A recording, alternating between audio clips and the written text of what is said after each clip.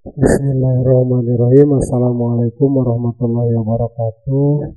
Saya di sini mau menjelaskan ya tentang surat dari Kementerian Pendidikan, Kebudayaan, Riset dan Teknologi perihal pemberitahuan verifikasi dan validasi data peserta didik tingkat akhir kelas 6, 9, 12, dan 13 derajat dalam rangka penyiapan data penerima ijazah dengan nomor surat 0099 J1 garis miring DS titik 00 titik 02 garis miring 2025 yang suratnya itu dikeluarkan tanggal 19 Januari 2025.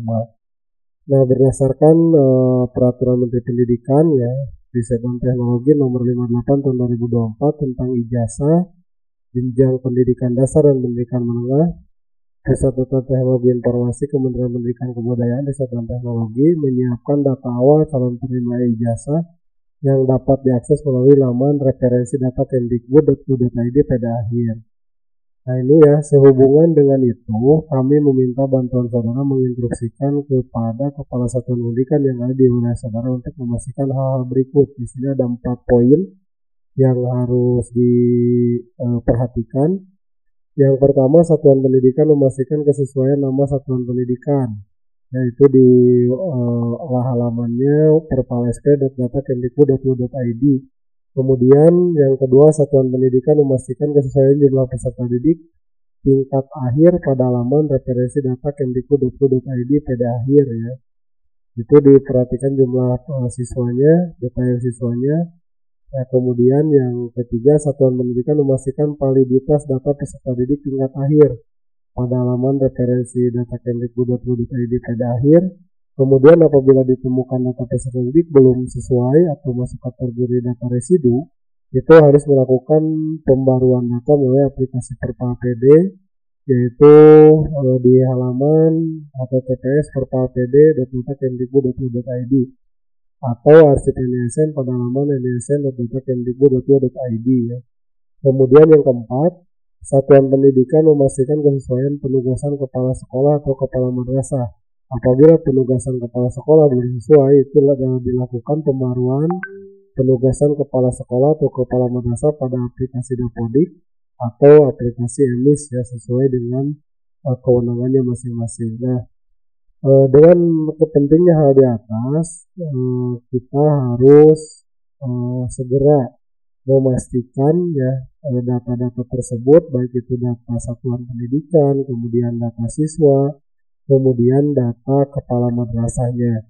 Nah di sini saya udah buka ya. Di sini untuk halaman Perpal SP, Perpal Satuan Pendidikan, itu harus dipastikan untuk nama madrasahnya harus sesuai dengan izin operasional, ya kemudian desanya, alamatnya, kemudian tanggal dokumennya ya. Nah di sini kalau misalnya nama lembaganya kurang tepat atau tidak sesuai dengan data di izin operasionalnya, Bapak Ibu bisa berkoordinasi dengan admin kabupaten kota terkait Perpal Satuan Pendidikan ini ya, bisa mengajukan perbaikan. Kemudian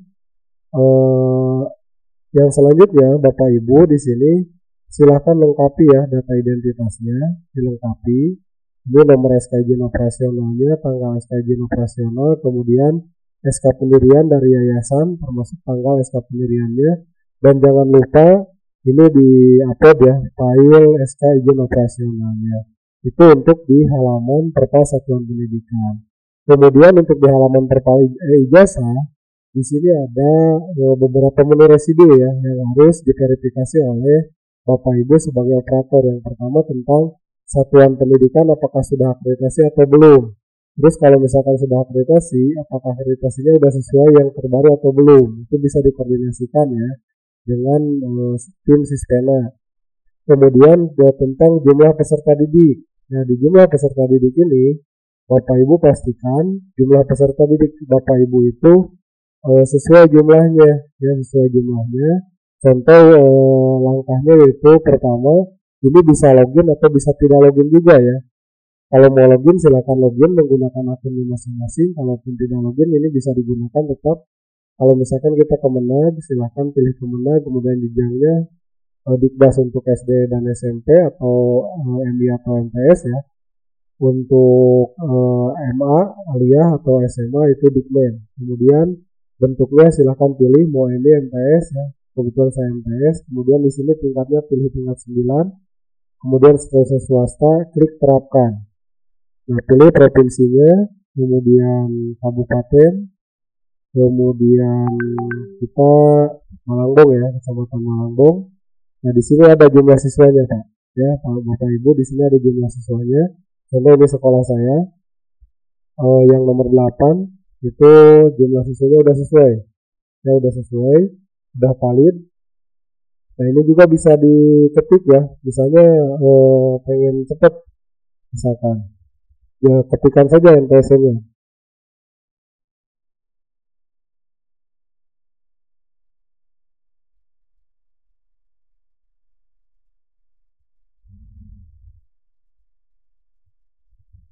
Nah, misalnya seperti ini ya.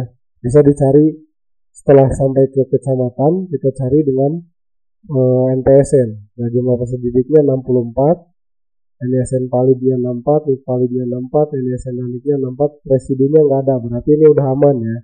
Ini artinya sudah aman, tidak ada residu. Jadi tidak ada residu NISN, tidak ada residu kependudukan, tidak ada residu kepala sekolah ya.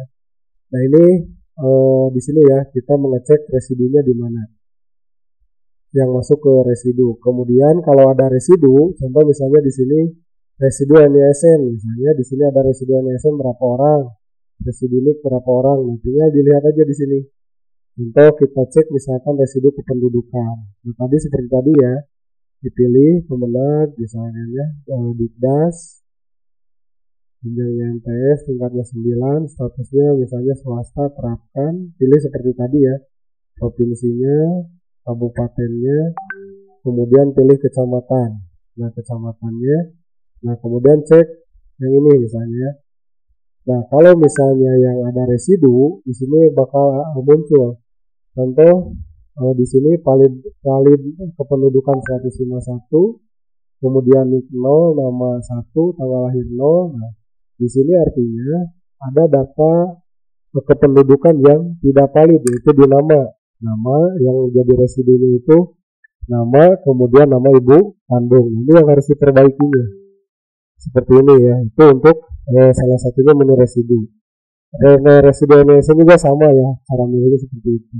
Nah, Bapak Ibu kalau udah ketemu residunya yang mana, siswanya yang mana yang jadi masuk residu itu. Nah, ini untuk mengetahui siswa ini residu atau tidaknya, kita harus masuk ke login dulu, baru bakal mengetahui mana siswa yang masuk residu. Kalau tidak login, ini tidak akan diketahui mana siswa yang masuk residu, seperti itu. Ya, jadi kita harus login dulu, kita coba login. Nah, ini saya udah login ya, di verifikasi, kemudian peserta didik. Nah, kita pilih lagi seperti tadi ya. Ini supaya mempercepat tidak terlalu banyak yang muncul gitu ya, jadi di filter dulu. Nah, kemudian kita cari misalnya Malangbong ya tadi.